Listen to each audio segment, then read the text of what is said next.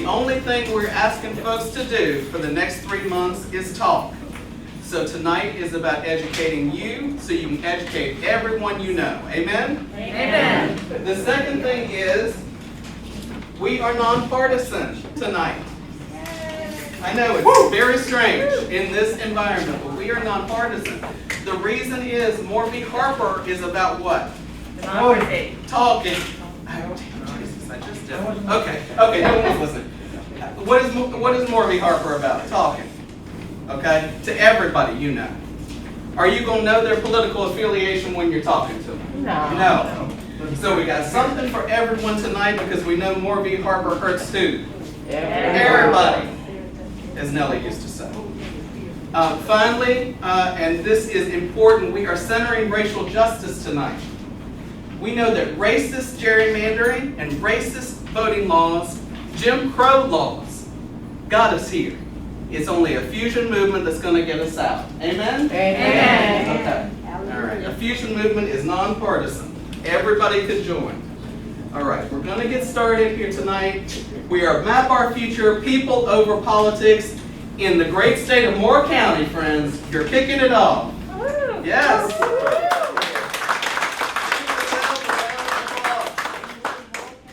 I know it's very exciting. It's very exciting. It took us a long time to get here. And we got together and said, wouldn't it be something if we went to every county in the state and talked to people about Morby Harper and built a movement like we've seen every year in the past decade to push back against regressive attacks on democracy. And then we did. But then we kicked it off in Moore County.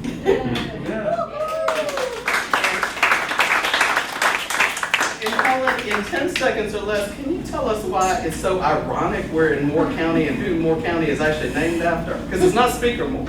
No, it is not named after Speaker Tim Moore. It is actually named after, if you can believe this, Colonial War hero. Is that right? That's right. Yeah. And so he fought for people to have the right to vote, one could argue. He fought to get away from the tyranny of the British Empire. And so here we are in Moore County.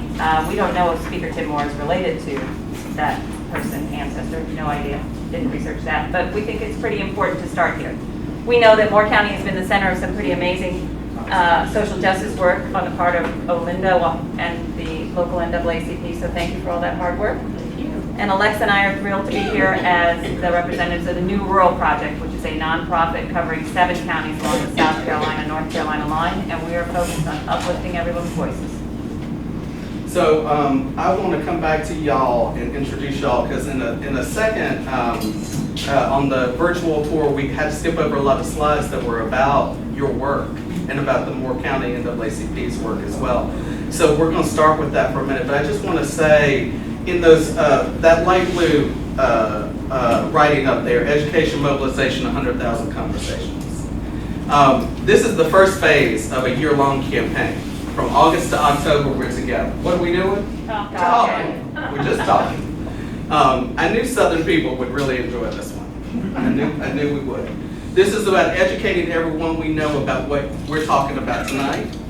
And what's probably going to happen when we do talk, people are going to be like, what am I going to do? And we're going to tell them tonight too. But that's going to seed 100,000 conversations. And we're going to share with you how just having 50 people in a room in Moore County one night is going to seed 100,000 conversations in 3 months. We've done it before. Y'all remember Amendment 1? Was anyone alive for that? House Bill 2? Anyone? Voter ID. Attacks on teachers' rights. Coal ash. Anybody remember? All right. Moral Monday, period. Anybody? Recall people marching to the General Assembly and demanding that if they would not let our voices be heard, we'd rather be arrested than let them pass those laws. Amen? And then when voter ID in January had support by 85% of North Carolinians, what'd you do? You talked. All you did was talk. And then by the time it passed later that year, what did it pass by? 55%. If North Carolinians ever dropped their support 30% in a year on anything from staying quiet, no. That's what Mama said. Okay, so we're going to start talking tonight. And in order to keep talking, I need for our friends from Moore County to start by talking a little bit about who they are, their organizations, and what they're doing. And we're going to lead with that instead of ending tonight. So Alexa, Helen, Linda, I want to turn it over to you real briefly as we do introduction. The mission of the National Association for the Advancement of Colored People is to ensure the political, educational, social, and economic equality of rights of all persons and to eliminate racial hatred and racial discrimination. And that is our mission, okay? And just being involved with the NAACP here in Moore County, I'd like to say he talked about the civil disobedience. I was the only African-American female in the first group with Reverend Warner and our dear friend, Reverend Spearman. So we miss him, and we definitely won't miss Reverend Spearman. But the NAACP, I think that we have several different committees. If you want to join the NAACP, that you can join the committees that we have, and it's listed somewhere up on the board here, but we do have the women in the NAACP, and as I speak of that, we have our chair here, Maggie Smith is here, we have our treasurer, Joyce Chalmers, we have a political action chair, Laura Simon, our legal redress is here, attorney Alvin Shirley, who is my husband, and also we have Bob Howell, who is our communication person, and then also Andy Degree, who's our youth. So those are the different organizational committees that you can work with. And now, I could go on and on about the NAACP, but you all know this fight is not just, I mean, we've been in many fights, and we have won. So just because we have a Moore versus Harper, we're not going to stop. Because we have our slogan that we say, when we fight, we win. And we're always going forward together and not one step back. Thank you. Thanks.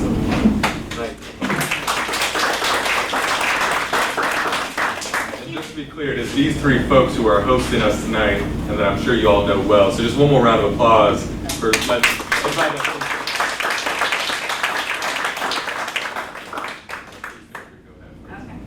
So, New Rural Project, I'm here with Helen Probst Mills, one of our co-founders, and on behalf of Helen and Cynthia Wallace, our other co-founder and executive director, we welcome you and thank you for joining us to bring this very important conversation right here to Moore County.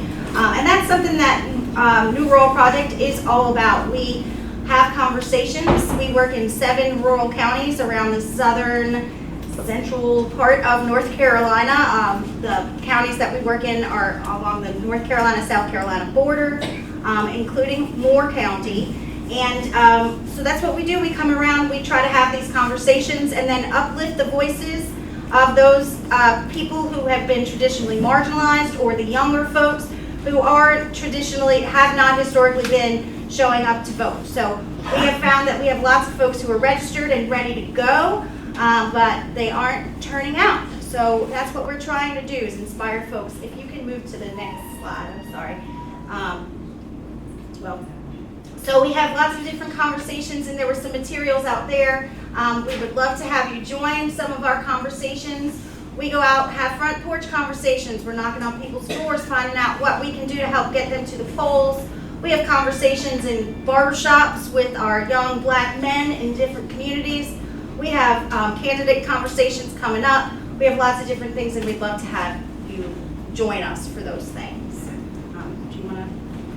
Thank you, Alexa. Thank you, everyone, for coming. I'll just add, the way in which we're a little bit different is we're having the conversations with the infrequent voter. Most political campaigns are going to knock on the door of the person who always votes because they want you to show up and vote for them. And we're talking to the person who doesn't always vote. And I think some of the most interesting and moving conversations are on the door when someone opens it and says, "You mean you want to hear from me? No one has asked me what I think." And we are of the opinion that everyone's voice deserves to be heard and should be included in the conversation about what's best for communities. So we're standing alongside people in their communities, uplifting their needs and their issues and seeing what we can do to move it along. It is incredibly heartwarming. It is democracy at its finest, and I urge you to join us. Thank you.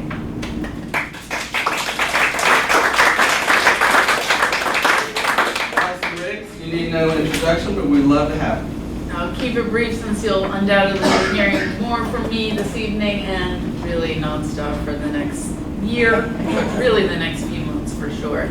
My name is Allison Riggs. I'm the co-executive director for programs and chief counsel for voting rights at the Southern Coalition for Social Justice. I'm lead counsel in Moore v. Harper. Been litigating redistricting cases in North Carolina and across the South for almost 15 years now. So seen it, done it, know we can win it. And we know no one can look Allison Riggs in the eye without having talked for the next 3 months about this thing. We're going to give you as much talking in North Carolina as we can and as much opposition going up to the Supreme Court. We are so grateful for you. Please give Allison.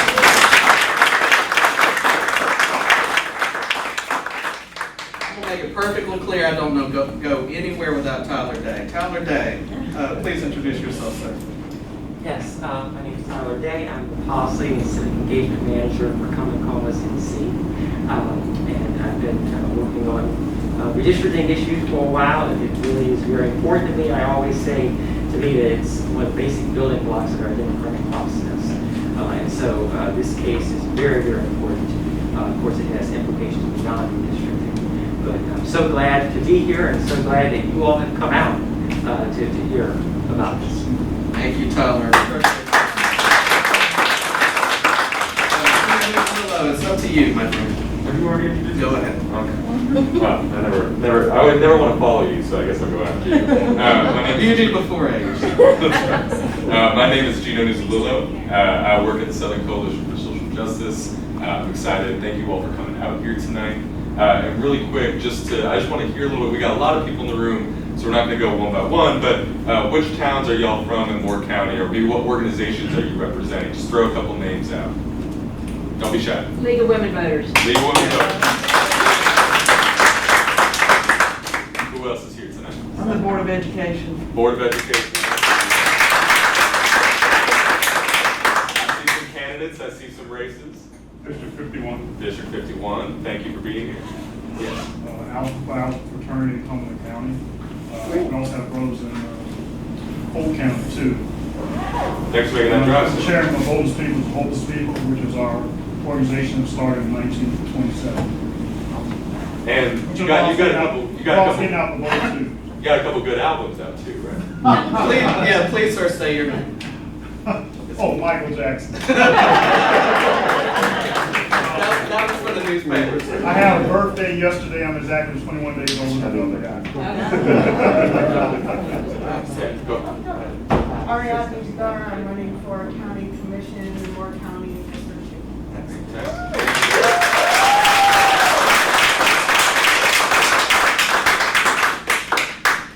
Go ahead. I'm John Misiak. I'm running for Moore County Board of Commissioners, District 1. Ooh, let's see, we got a candidate town hall.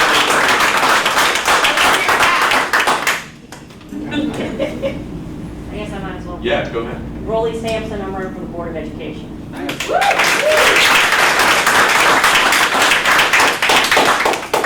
Who else is here? I see a familiar face. Maurice Holland, Chairman, Moore County Democratic Party.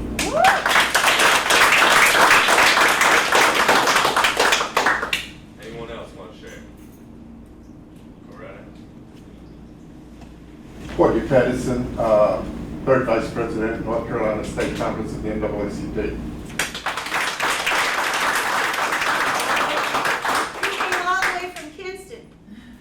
That's right.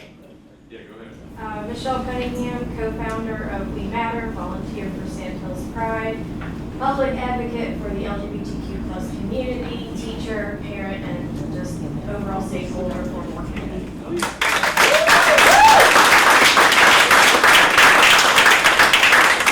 It's a Fusion Coalition Just take sailor. a Yeah, go moment of ahead. personal privilege. Yes, you. She managed to organize 400 people in support of women's reproductive rights in Moore County and Southern Pine. So hats off to you.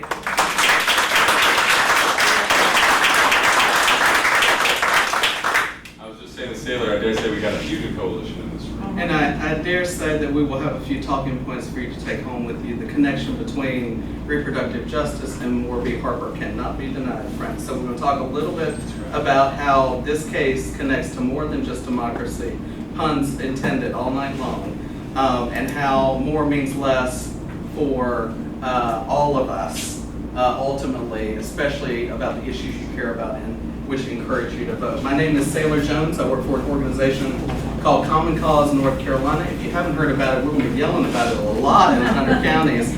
I'm here with my boss, Mr. Bob Phillips, who's in the back, and my other boss, Mr. Brian Warner, who will be recording tonight's episode for the kickoff of this Moore County event. This is not simply the kickoff in North Carolina, friends. It is the kickoff for the country, and we are so thrilled to pieces that you could be here tonight. So what are we here for, and what got us here? And for that, I really want to turn it over to my good friend Allison Riggs and Gina, who will be carrying up the end of this. But Allison, tell us how we got here. We've got a few slides to help you tell the tale.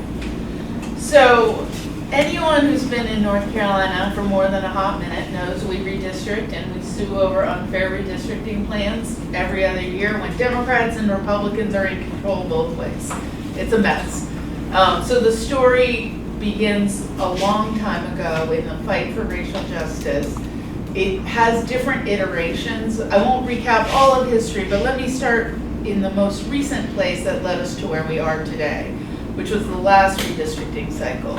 The legislative leadership elected in 2010 racially gerrymandered, packed black voters into as few districts as possible, and limited their political power across the state in the congressional maps, in the state legislative maps, on behalf of the NAACP, League of Women Voters, Democracy North Carolina. We sued, we won.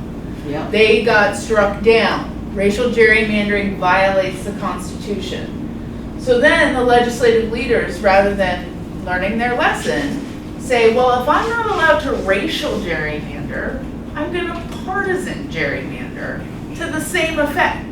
Pack just as many voters, pretend to not consider race, but pack just as many black voters into as few Democratic districts as possible.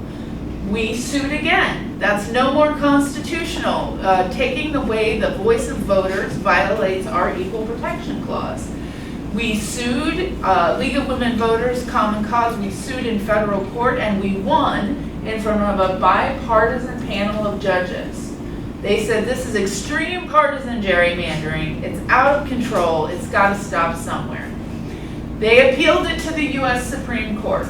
And it was my great honor in 2019 to argue the case on behalf of the League, on behalf of Common Cause, and stand up to the court and say, someone's got to stop this somewhere.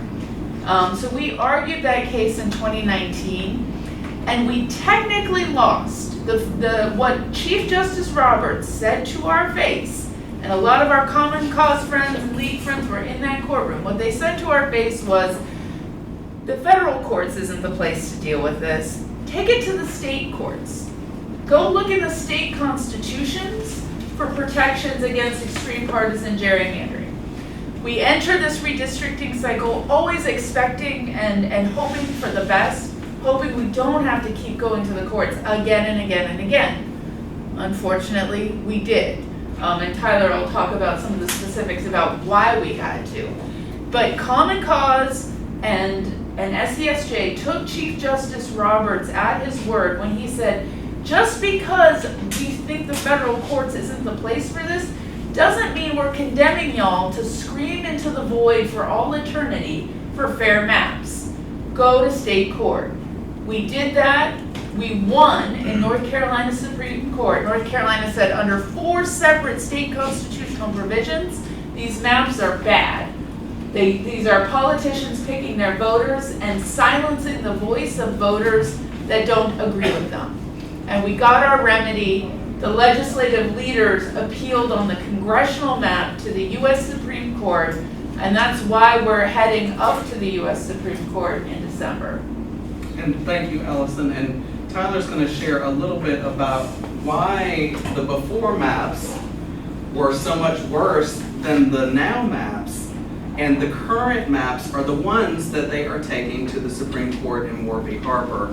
Tyler's going to tell us a little bit about why the maps they are challenging were better for North Carolinians. And I got it for you, Tyler.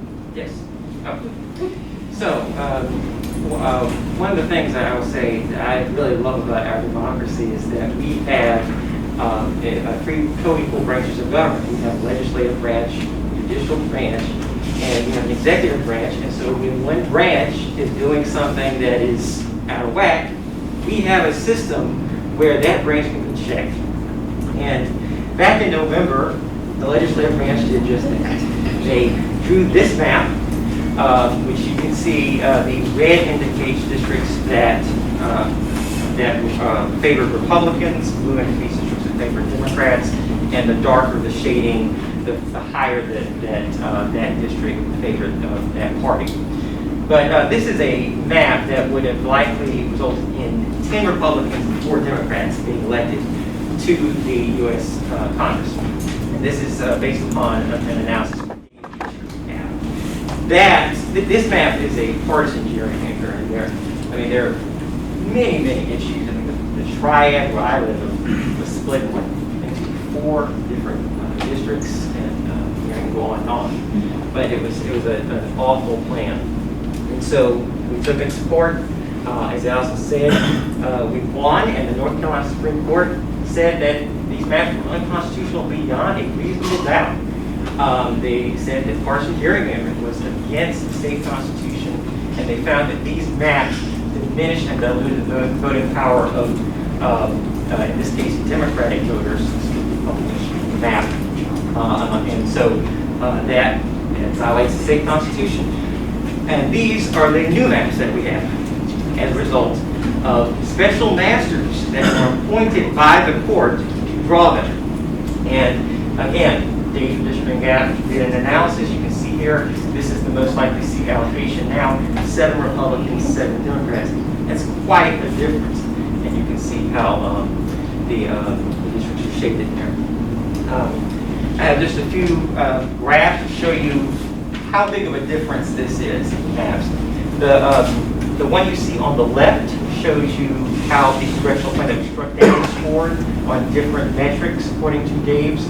And the proportionality metric I want to point out in particular, which measures basically, if North Carolinians were to vote overwhelmingly for one party, then you would expect that we would have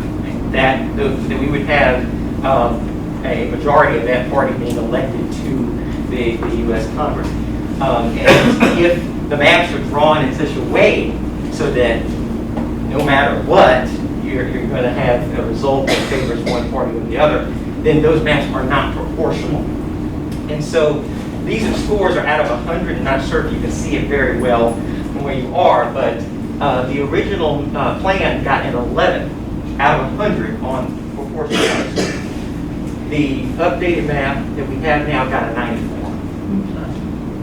So I think that in many of the other metrics, it did better in as well. But I really wanted to point out that proportionality because I think that shows you really how skewed these districts were in terms of how they were drawn to favor one party. And one last thing I'll show you here.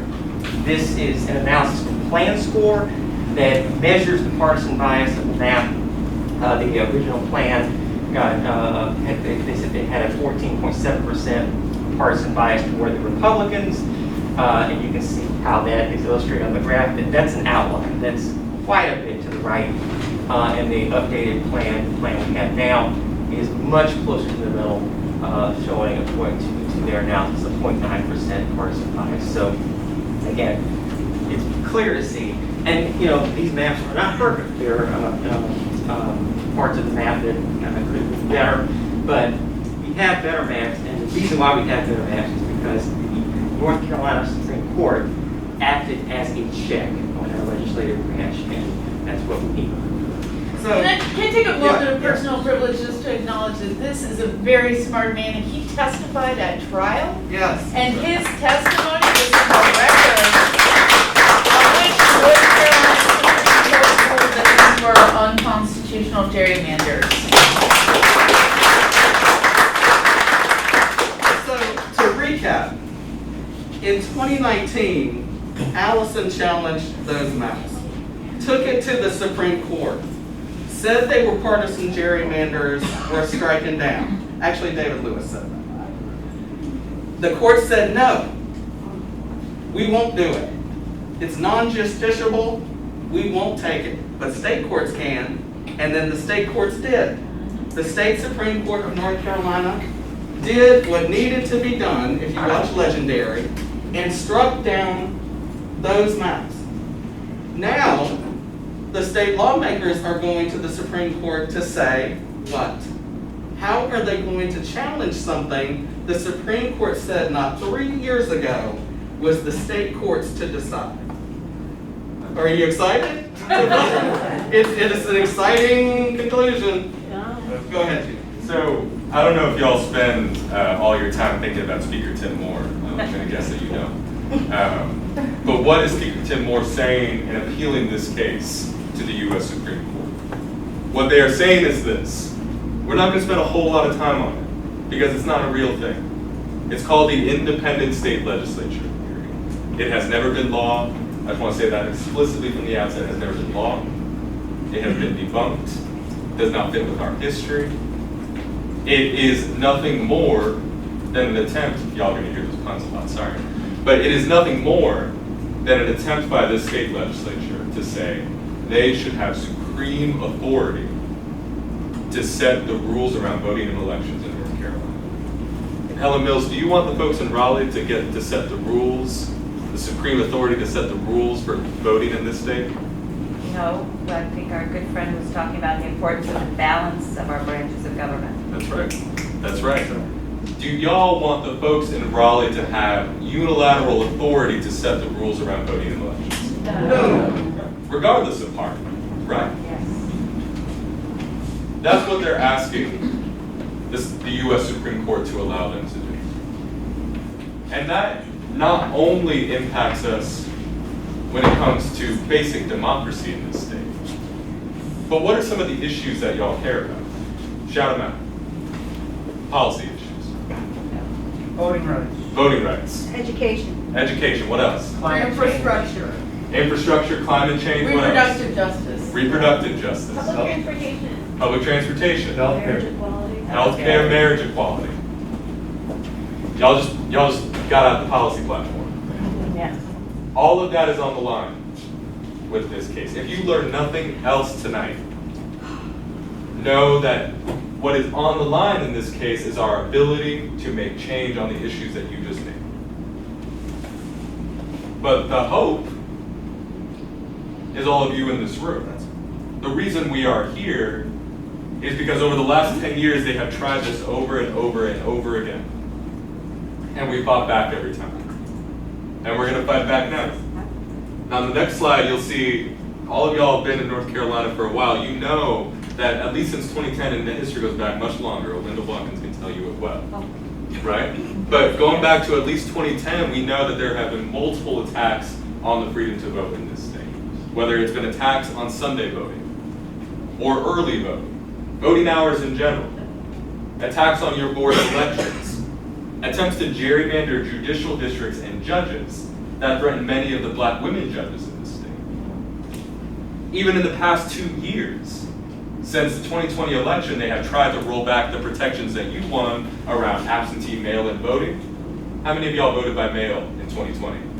I see a lot of hands. They've tried to go after that. They went after the ballot cure process to make it a little bit easier when you voted by mail, right? And every single time, we fought together and we won, right? North Carolina is the only state in the South that doesn't have discriminatory voter ID because we fought back, we went to state court, and we won, and it has been blocked ever since.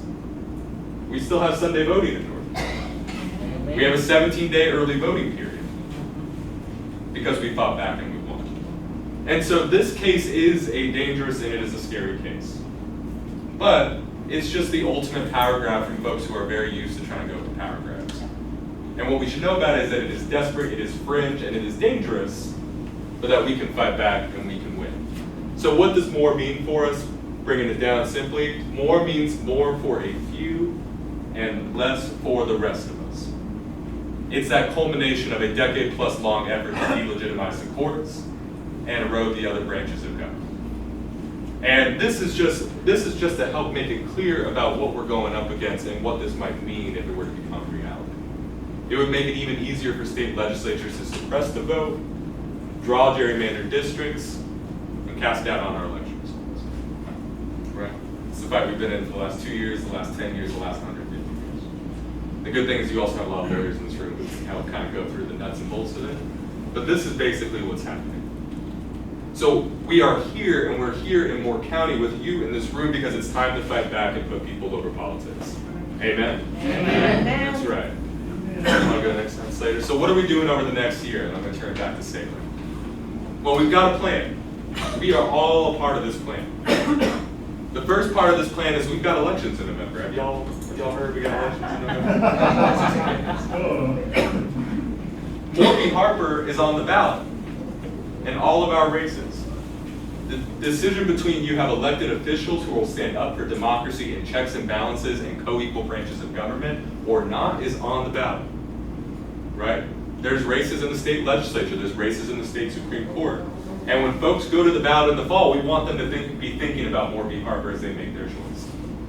So we are going to as many counties as we can. Sailor says 100. I don't know if I'll live to see it, but we're going to go as many as we can. And we're going to go there before November because we're going to talk to you about this case. We're going to give you the resources to talk about it with your friends and your neighbors and people in your schools so that you can talk about it. And we can have 100,000 conversations about it. And we're not just going to be in North Carolina. Believe it or not, folks from Nebraska have been emailing us to talk about this case because they're concerned about it. Missouri, California, Washington, and every state, whether it's Democrats or Republicans, progressives, conservatives, liberals, are concerned about a case that would give a state legislature, who's ever in power, unlimited authority. So we're also going to go nationwide. We're going to talk about this case, provide the same kinds of resources.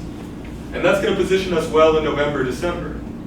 We're going to have our friends here talk again about how you can engage with them because we're going to be door knocking, we're going to be distributing voter guides from Common College, North Carolina, and we're going to be talking to people about what's on the ballot in the fall, and we're going to turn out. We've got important races in this state. But also, we're going to be at the U.S. Supreme Court in December. So at the same time as the court is hearing this case from the lawyers, we're going to make sure they hear us as well. We will be rallying in Raleigh and all across this state and all across this country to make clear our resistance to this full-throated attack on our democracy. So part of what you're doing now is so you can get an email from me here soon in a couple months to come join us in Raleigh, right? Or to join us on Zoom or wherever you might be.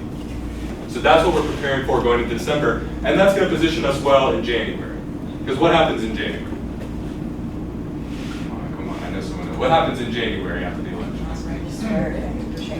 That's right. They swear. The lawmakers will come back. They swear in. That's right. They're going to get sworn in. Even if we don't want it. Even if we got it. That's right. Even if we don't want it, they're going to be back in office and they're going to be dropping bills. They're going to be writing bills. And even if they feel emboldened by this latest Supreme Court term, we know we've got fights ahead in the state legislature next term. So part of what we're doing now is to get prepared to submit public testimony, to send comment to your lawmakers, and because of what Allison and Tyler told you, they're going to have to redraw the maps anyway in 2023 because we had an expert drawn one here. So we're going to be doing the redistricting process all over again while we wait for this case to go through the courts. So what you are doing here is part of a year-long movement, which is part of a decade-long, century-long movement that you've already been a part of, but now focus on this case and going all the way to next June, which is when we think it is likely we will get a decision in this case. They save all the good cases, all the juicy cases for June, right? So we think that's when we're going to get the decision. And no matter what happens, we think we have a good case, and I'm going to turn to Allison here in a moment just to reiterate why we think we have a good case, but we have a good case. But regardless if we win or lose next June, we're going to have to keep going, right? It is not the end. We know that we may lose a key legal tool, but that doesn't mean that we will not keep fighting, right? So, Allison, why do we think we have a good case in front of the U.S. Supreme Court? So, listen to me when I say this, looking at you all in the eyes, standing up. I believe we are going to win this case. I recognize that a lot of folks are really frustrated with the U.S. Supreme Court, that the decisions that came down last term felt like affronts, felt like the court didn't listen, that the court didn't care and wasn't responsive. I am here to validate those feelings and promise you still that we have a very strong case on this issue. And it's important to me that you believe this, because if we are defeatist, people are going to stay home in November, and we're going to keep repeating this cycle of losing for our communities. So if you take away anything from today, it has to be a sense of the people litigating this case say we can and are going to win this case, and we need to turn out in November. Why am I so confident? Because this is actually not a partisan issue. Checks and balances actually benefit and rein in both parties. After the Rucho decision, New York voters pushed through redistricting reform to rein in Democrat, capital D, Democrat shenanigans. So I believe that regardless of party, folks recognize that having checks and balances, which has been core to our government, state and federal, for as long as we've been around, is deeply important. 230 years of court cases support that. Second, what the court's going to understand is that if they were to, and they're not going to, embrace this rogue theory, it's going to lead to mess for election administration. You're going to have one set of rules that apply to federal elections and federal districts, and an entirely another set of rules that apply to state elections and local elections. Guess what happens when you do that? You get mistakes made, you get confusion, you get disputes, and you get January 6th all over again. So at core, I believe that people who want this country to work and government to stay stable will buy into our argument. And ultimately, we obviously believe this is a racial justice issue.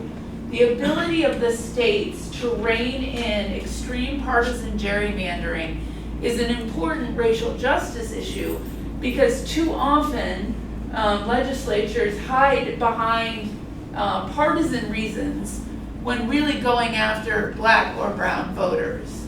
So I'm confident that we're going to win. I'm confident that this is more than just this wonky, rogue legal theory, and that this is going to be a huge win for all of us in North Carolina and across the South. State courts matter. We wouldn't have these expensive, heated state judicial elections, state Supreme Court races, with millions of dollars from out of state coming into North Carolina, if everyone didn't believe that state courts matter. And you're going to hear from me again on that in a nonpartisan way about why state courts matter. But both parties believe that, and ultimately I think that's why we're going to convince the Supreme Court that checks and balances matter.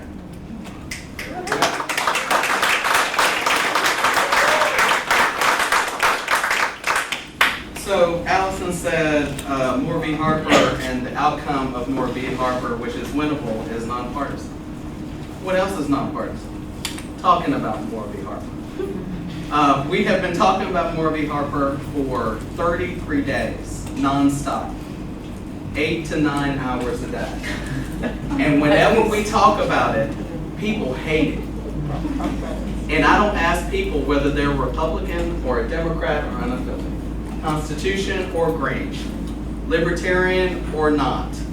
I do not ask the question, they just tell me we don't like that. So our job, friends, if our mission, friends, if we choose to accept it, okay, is to what? Talk. That's all we got. That's right. Taylor, can I ask the question? I guess.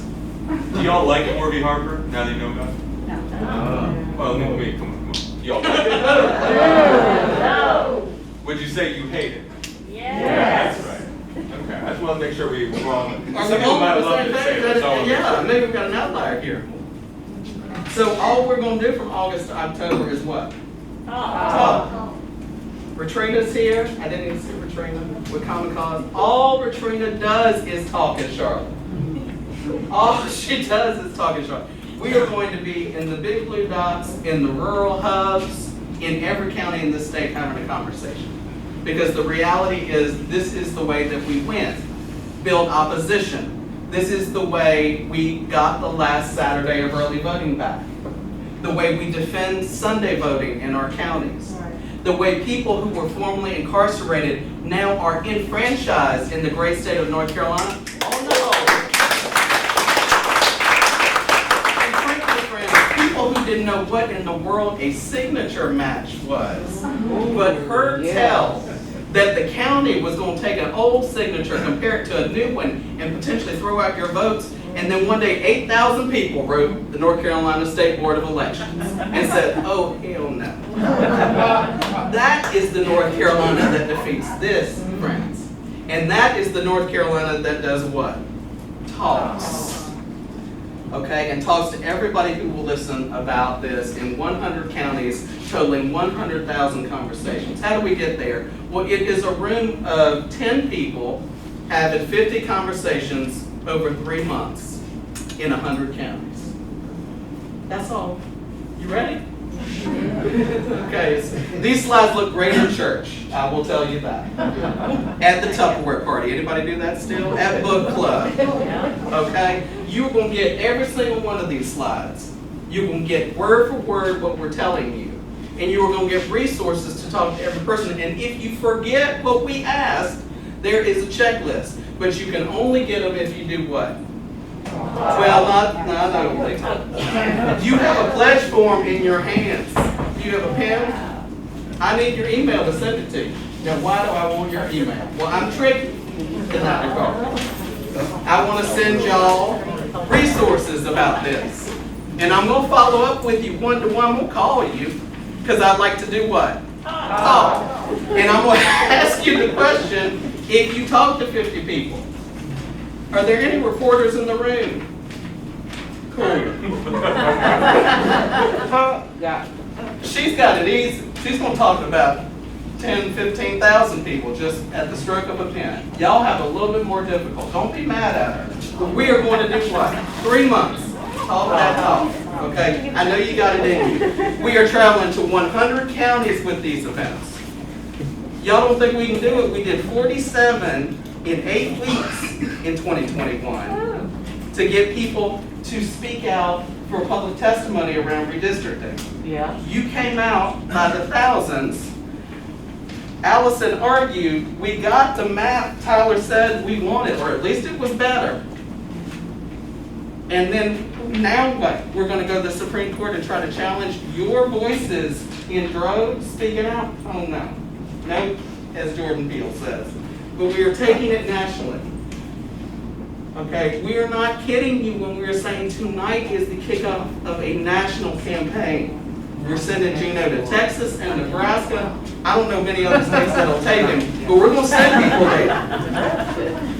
And we are going to help people understand that as goes North Carolina, so goes what? The nation. And North Carolina has had one too many blueprints to fight back some bad voter suppression. Amen? Amen. We're going to do it again. So we want to talk about what you're going to do. Y'all ready? With your pledge pen and your slides. You ready for the meat and potatoes? Let's get this party started with Gino Nuzalula. Have y'all gotten this document? Did you pick it up when you came in talking about more? All right, I'm going to pass it around. If you haven't gotten one, please do. This is how you're going to talk about it. This is how you're going to talk about more.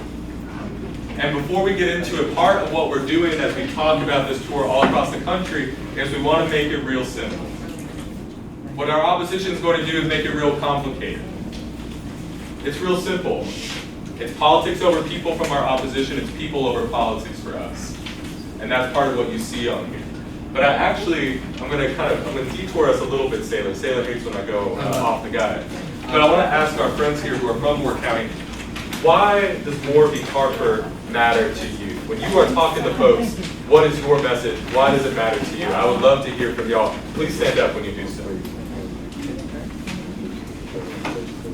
Right. For me, it's about politicians picking their voters and not voters picking their representatives.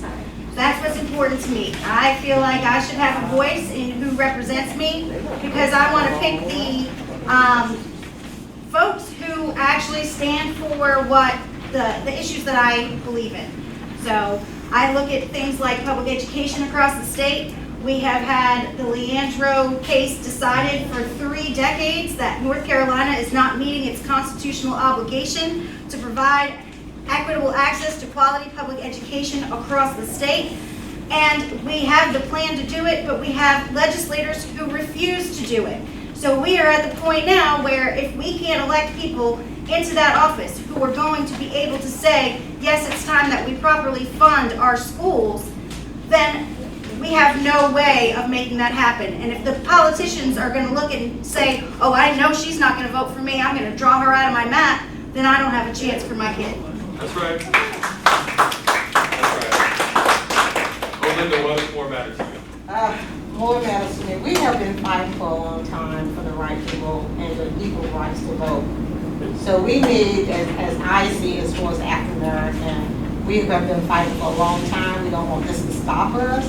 And we need to do whatever we can to make sure that we get to the polls and we have the right to vote the way we want to vote with no stipulations at all. So our point to me is that when we fight together, we win. And that this piece should not be anywhere in the radar. But we need to explain to everybody as why this should not be. So I'm just saying I'm going to be talking to people and saying, if you have registered, you need to go to the polls. If you not have registered, you need to register and you still need to get to the polls in order to stop this kind of thing that we have facing us. Not only this, but there's others. So I'm saying to everybody, this is not not the only rodeo that we have. And every time we fight, we win. And that's why we go forward together and not one step back. That's right. Tell me, why does more matter to you? Many of you know that I'm a breast cancer survivor, and I can remember standing in my kitchen when the North Carolina General Assembly first decided that we wouldn't expand Medicaid.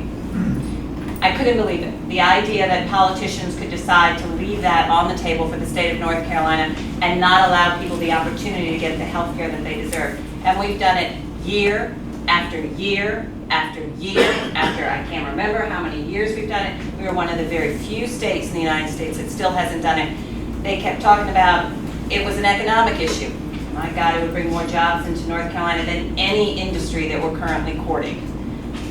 I ran for office partly because of that, and also partly because if you have badly drawn districts, nobody runs because you can't ever win. And if nobody runs because you can't ever win, then you never hold the incumbent accountable. They never actually have to come talk to you because they're going to win every year.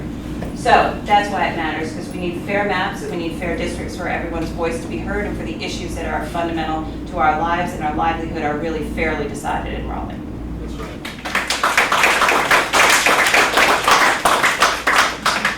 So that's it, folks. Time to go home. No, I'm just kidding. Yes, go ahead. Yeah. Are you going to have a virtual before each event, or was this just for the kickoff event?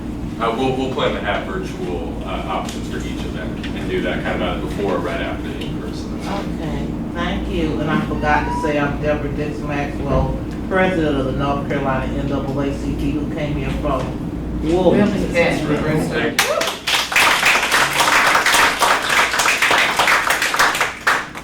Thank you, President Maxwell. Now, just kidding, you can't go home yet. If you want to, of course you can.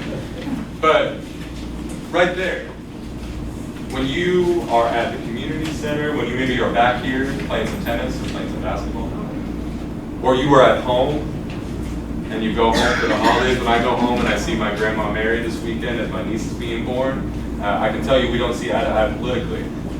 But what we just saw right here is exactly what I'm going to be doing with Grandma Mary when I go home this weekend in Florida. is talking about exactly why more matters to us. Because the bottom line is that if more succeeds when it comes to federal elections, like they were just telling you, like we said tonight, the state legislature could violate your rights and no one can stop it. Right? So the document you have in your hand is there for you to be able to talk to everybody and anybody that you know about why it matters to you personally and why you think it should matter to them. And where do these slides look good at, Gina? They look good in church. They absolutely look good in church. They look good in book club.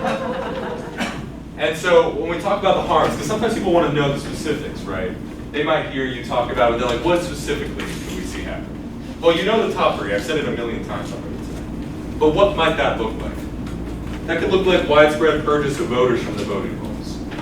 How many times have y'all gone to the State Board of Elections website and been confused by what you saw in your voter portal? Right? I see a lot of nods. I see hands raised.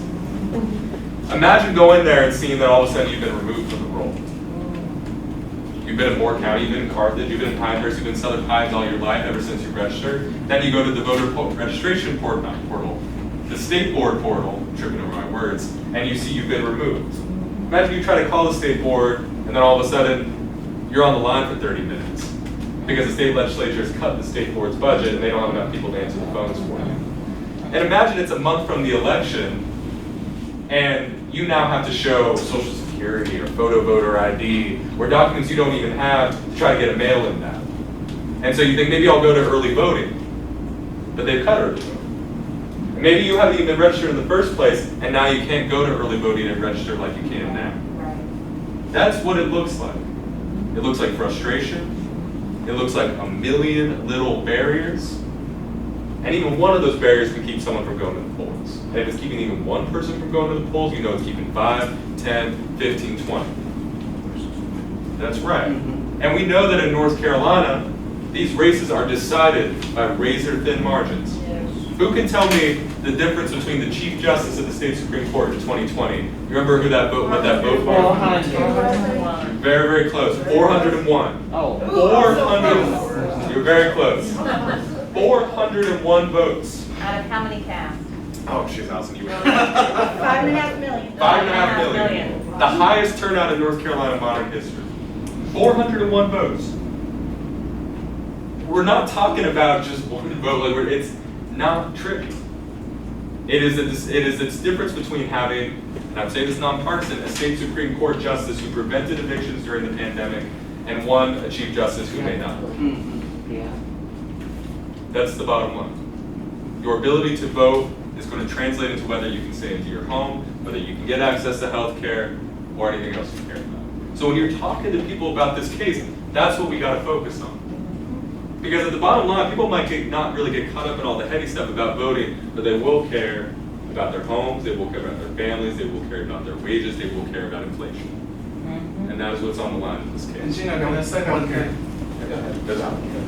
That's right, And healthcare, go ahead, Sid. This, we're gonna try to make this perfectly clear as we can.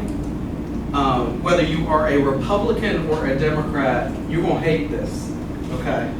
Not all states look like ours, friends. There are blue states and there are red states. This will mean any legislature would be able to run roughshod over state courts, okay? Do we get this though? It's not about Republicans and Democrats. It's about right and wrong, okay? And we need to make it perfectly clear that even if you have, you know, great Uncle Eddie at the Thanksgiving table, okay, and he is spouting that he loves partisanship, or he's at least tolerated it for the last 4, 8, 12 years, okay, this goes too far. This isn't just about partisanship. It's about everyone's ability to vote. And I think we need to be ready during fall break for youth to be able to go home and tell mama and grandmama what's going on here. But we also need to be ready every holiday, every church gathering, and every Tupperware party to be able to say and speak in the language that our people understand. That you may have seen some things before in the great state of North Kakalaki. This goes too far, okay? It doesn't even sound right. That's right. And it's 8 o'clock, folks. It's 8:07. I want to make sure I respect your time and get a chance to answer some of your questions and talk about it a little bit. So I want to talk a little bit about next steps. you've already got a lot of next steps for the New Rural Project and for the Moore County NAACP. All their resources are out on the table. They are here at this event with you, and they're also on this slides. But you've also got another list of next steps. Have you gotten this document yet? If you haven't, here, I'm gonna pass it around again. So sorry, man, keep handing it to you. But you've also got a good checklist of next steps. And that's what the good news is, folks. We know what to do next, and so will you go back and slide? We know what to do next. We also know that we've got North Carolinians on our side. 89% of North Carolinians surveyed last year opposed partisan gerrymandering. This is a popular issue. This is a winnable issue. It is an issue that is on the ballot this fall. So we know that we've got people with us. You want to the next slide, Sam? And for North Carolina, it isn't about what the few do. It's about what we do. It's not just about what Speaker Tim Moore does. I hope you don't have to think about him after this. Only in the context of Moore v. Harper, right? It's not about necessarily what he does. It's about what we do when we leave this room today. And it's about what we do when we leave this room today. We know how to fight back. We've done it time and time again. I'm not telling you anything you don't already know. All I'm telling you is that it's time to fight again. And what I want to know, before we close it out and we answer your questions, is are y'all ready? Yeah. Fired up. That's right. Fired up. There we go. Fired up. Fired up. Are y'all ready to fight over the next year? Yeah. One more time. Are you ready to fight over the next year against Moore v. Harper? Yes. Absolutely right. Thank you for being here. Now we're going to take some time to answer questions that you've got and leave it open for a little bit. And one of your questions is, how do we get this? When you fill out your pledge and you write your email legibly, you're going to get these slides, a recording from this nice man back here, and every single resource that's to come. And because Moore County is the kickoff, these are the first resources that we made in the car on the way over here. These will be a beautiful, that is so true, Allison, you know it is. And in time, it will be the most beautiful glossy toolkit that you've ever received. Something that you can call Great Uncle Eddie in Wisconsin and say, you know about this Moore v. Harper thing? Okay, so you're going to get it all, but we need to be able to email you, so please turn in your pledges before you go. But does anyone have any questions about everything we threw at you today? No, I just wanted to watch. No, I think you were very clear and very bottom line. I've never heard that before in my life, so thank you. I mean, what do we feel comfortable talking? Yes. It's harder than you think. People want to be like, I want to go get arrested, or I want to go burn something down. We are merely asking you to have conversations. And it could be a conversation about getting the nails did, or getting the hair done, or picking up something at the Lowe's. I want you to work this thing into every conversation you have. I'm serious. Because people, I was at the dentist today before I came here. Okay, I don't want to show you what's underneath this mask. It's a hellscape. But my dentist was like, did you hear about Moore v. Harper? I said, thank you, Dr. Goody. I'm about to go to Moore County and talk about it. She said, Lord have mercy. And I said, yes. Dr. Goody's from India. As of last year, she's like, Moore v. Harper, we're going to leave. Okay, people do not like this when we talk to them about it. And if we build that opposition that Allison is talking about, the justices do listen. I know it doesn't feel that way. But we've been able to beat back every single thing that happened to us in this state by doing one thing, and that's talking. I know y'all know.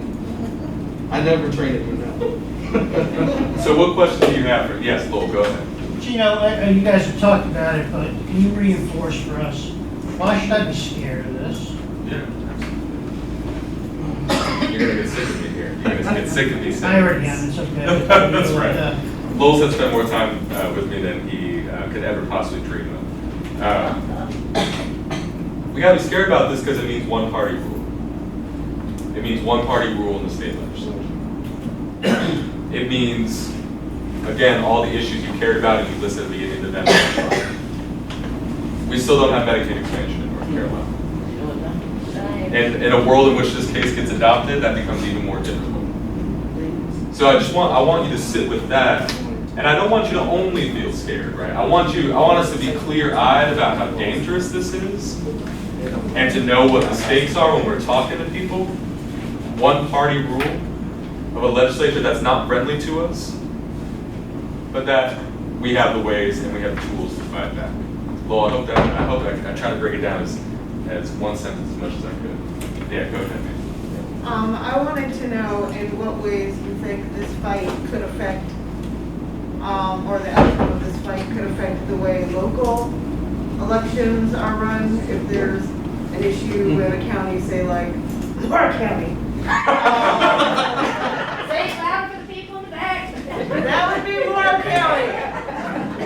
If there's an issue with the way that our local elections are run, in terms of things being skewed in one direction or another, how would you say that this fight could then be applied locally? That's right. So I lied to you. There's not just one lawyer here, there's two. And one of the lawyers we brought with you tonight to talk a little bit about that is Caitlin Kaiser. Caitlin, I know we haven't introduced you yet, but wanted to give you a chance to talk a little bit because it is confusing, right? Federal elections versus state and local elections. What might this mean for the case? All that good stuff. Would you be willing to introduce yourself and maybe talk a little bit about that? Feel free to stand up. Yeah, so good evening, everyone. My name is Caitlin Kaiser, and I am counsel at the Southern Coalition for Social Justice. Can everyone hear me? Yes. Okay. So your question gets right to the heart of why we're all here, because we all want to be able to go to our election, our local election, and be able to vote for someone who represents our values and what we want in the communities we want to live in. And what this case does is we know that federal elections are important because they set kind of the bottom line for how our local elections are run. And so, for example, if this happens and our federal elections become equipped with voter ID, or all the things that Gino had said, they limit to where we can have our polling places, that trickles down to our local elections. Because we know that when our counties have to have two different sets of rules or regulations for elections, that is costly, and that affects our ability to access the polling places. So we know that if this happens, those restrictions could come down to our local elections. And so we don't want that to happen because we don't want those potential restrictions to happen at the local level. And so similar to the John Lewis Voting Act, when that was a possibility, we are also happy about that because that would actually expand our local elections and provide people with more opportunity to get to the polling place. So similar to the opposite of that, if we see restrictions at the federal level, we're going to assume that those restrictions kind of trickle down to the bottom. And let me just add one more example. Little Birdie has told me, Caitlin, that Moore County has at-large residency districts for county commission. Is that right? Yes, Now, one of the reasons, I'll get you right next. That's not right. We don't have at-large districts for county commissioners, we have at-large districts for the Board of Education. We have at-large residents. Residents, sorry, I should have made that a little clearer. Okay. You gotta live in the district, but you're voted on by the whole county. Right, same thing for the Board of Education. Right. Yeah. Now, one of the ways, and Caitlin did the research on this, one of the ways you can change that, if you want to change it, is through a local act by the state legislature. Now, and Moore v. Harper allows them to gerrymander the hell out of this state. How likely do you think you'll get a state legislature that will sponsor a bill to change how we do elections in Moore County, right? We're already dealing with, even though we've got better guys, we're already dealing with gerrymandered legislatures, right? Which may be a reason why we don't have it yet. So I just want to say, the more power you give to a state legislature to entrench itself, the more that pro-people policies like changing the single-member districts for those local elections makes it more difficult. That's just one example. And I want to call on this, man. I just want to say one thing. We have some local candidates in the room tonight. Okay. One thing local can do, because we're talking about two tiers of elections here. Federal elections impacted by this, state and local not. But definitely, as KK said, it's going to trickle down or mess up everything, create chaos for our election. One thing local candidates can do is talk about this and ask each other where they stand on this issue. Because it's a pretty simple question. Do you support checks and balances? Do you support the state legislature having unfettered power to govern all of our elections without state courts being able to balance that? The governor being able to balance that? Independent redistricting commissions led by us being able to balance that? Yes or no? Yes or no? It's kind of like the question, are you against smart growth? Are you against healthcare? No, no one's going to say that. So these are the questions we need to be asking as local candidates as well, because this is going to impact all of us. And I'm sorry. Oh, real quick, sorry. Before he says hand first, we'll go. I'm sorry. Could you talk about what Moore versus Harper would mean as far as election results and a la January 6th? Yeah, so this is a little bit tricky. So I want to make clear that we don't exactly know that it would, for example, I think part of the thing people talk about is being able to substitute an alternate slate of electors. We don't believe that this case necessarily gives the green light if they were to win to be able to do that. There is federal constitutional protections against that. And part of what's going through Congress, that Electoral Count Act, is meant to strengthen the federal constitution against exactly that. But the more that we give the state legislature power, the more that they have the power to cast doubt on election results. And we know that in some states they are trying to change their state constitutions, their state rules, to be able to put forth an alternate slate of electors. So I think to think about how it might lead to election subversion is to know that it's going to give state legislatures more power, and the more power state legislatures have, the more they will try to cast doubt on our election results and seek any other legal remedy they can to have a different slate of presidential electors. But this case in particular, I want to make it really clear, it doesn't necessarily give the green light for something like what happened in 2020. And I'll go. The lady behind Al. Sorry. Yeah. Yes. That one. Go ahead, I'll Yeah. take it. And we'll come right to you next. Go ahead. This is a question, maybe Allison, but either of you could answer it. Why do you suspect the Supreme Court accepted to hear this case? So I'll be real brief on that.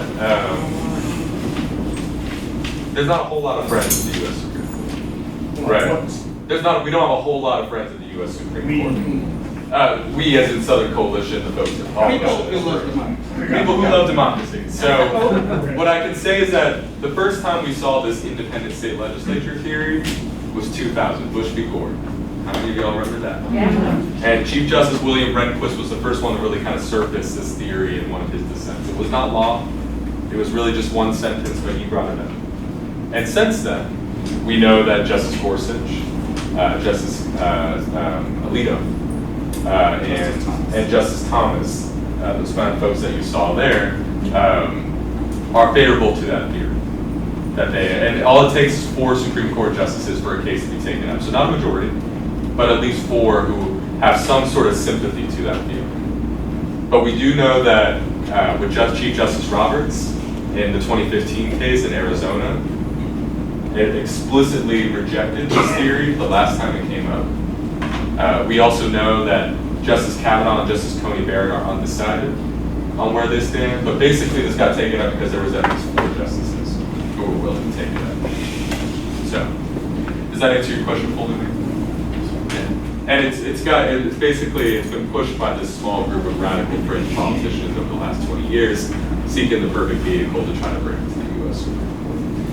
You mentioned that one way to change the at-large election for county commissioners is a local initiative at the state level. Isn't it also possible that the commissioners can initiate a local referendum?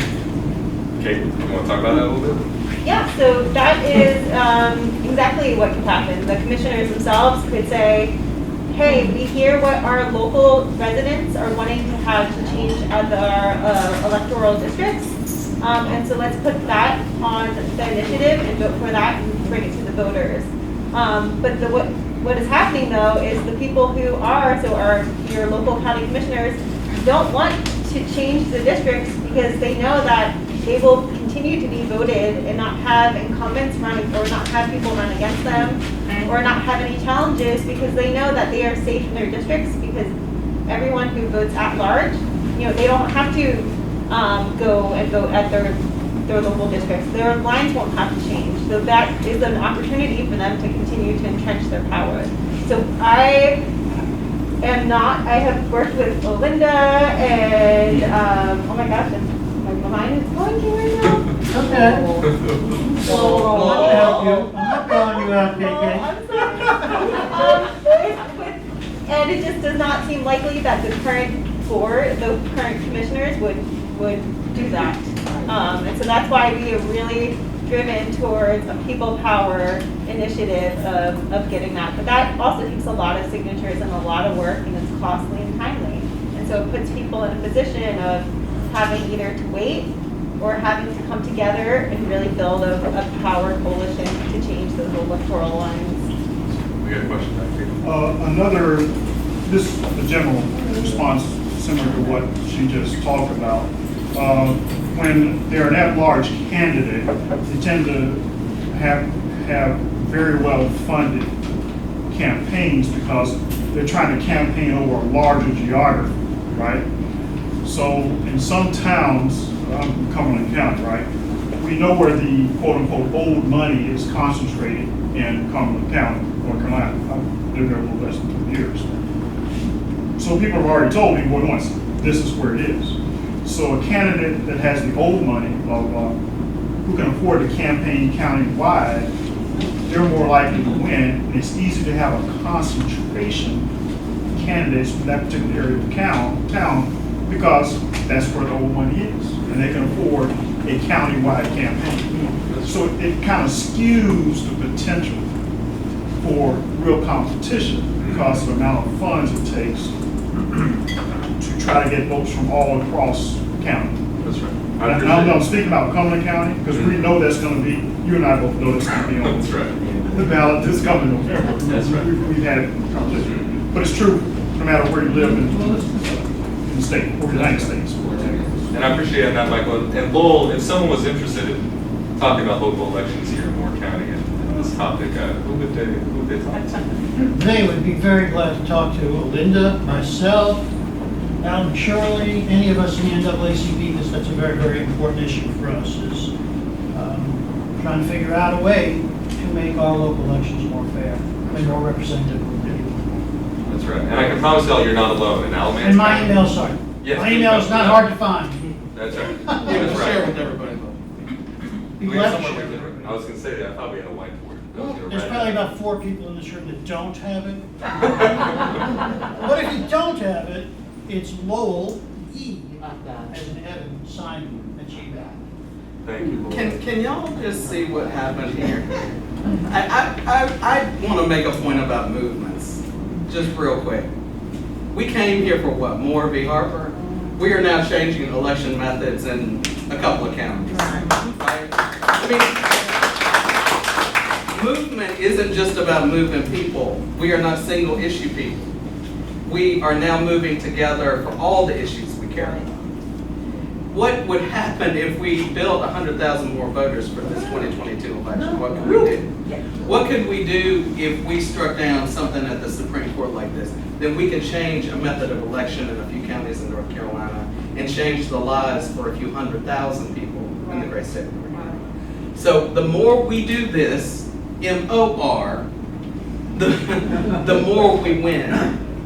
And every meeting is as productive as this one was, there ain't nothing we can't do. That's right.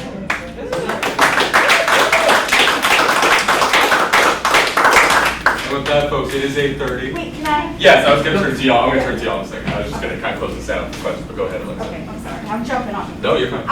While you're all captive here, I want to ask you for 2 more things. Number 1, if you have a candidate that you support, please host them. Please do a meet and greet. We want to make sure that the candidates that are representing us and what we believe in have a fair chance of getting their name and their positions out there. So host somebody. Be a host. My second thing is, just like Sailor is talking about, we're gonna talk, and these 50 people in this room are gonna have 50 conversations, and it's gonna seed more conversations. That's how we get more people out to the polls. So I'm asking you to go vote in November. I'm asking you to go vote early, vote by mail, show up on election day, but I want you to also take 4 people with you. Arrive with 5. When you go to the polls, arrive with 5. Linda, Helen, we're about to close it out, but any last things y'all want to share? I just want to say to everybody, if you have someone in your household, make sure that they go to the poll. If they have not registered, you make sure to stay registered, or they gotta go find another place to live. But anyway, I just want to say that we have got to push this out as much as possible. Everyone in this room has a responsibility, and that is to educate everybody about what we heard tonight, and to make sure that they understand, house parties, whatever, but education is the key to thing that we're gonna have to do. We're gonna have to do more, we're gonna have to mobilize, we're gonna have to organize, and we're gonna have to educate people on everything that we do here across the state of North Carolina. We started, thank God, y'all, we love you for coming to more.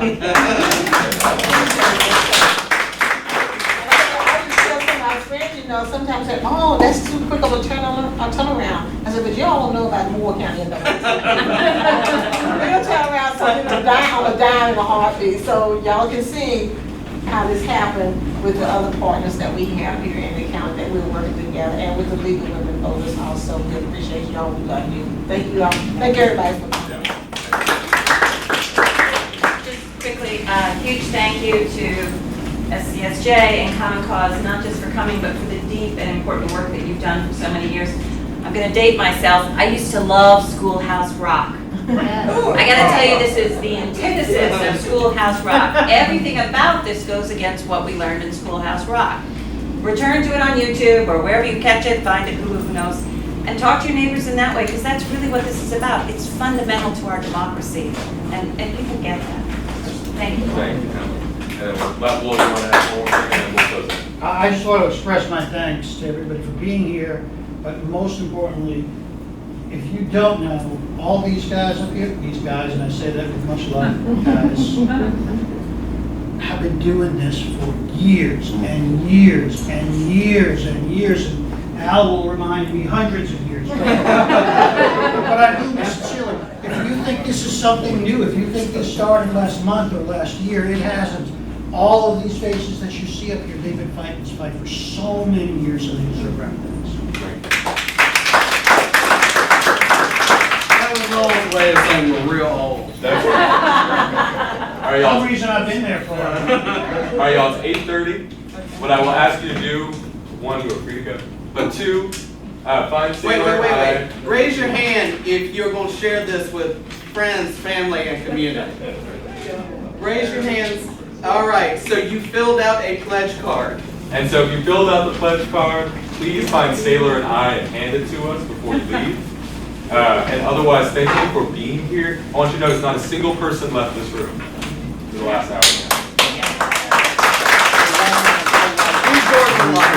So thank you for being here. Thank you for coming. You're going to get all these resources. Get home safe. We'll see you soon.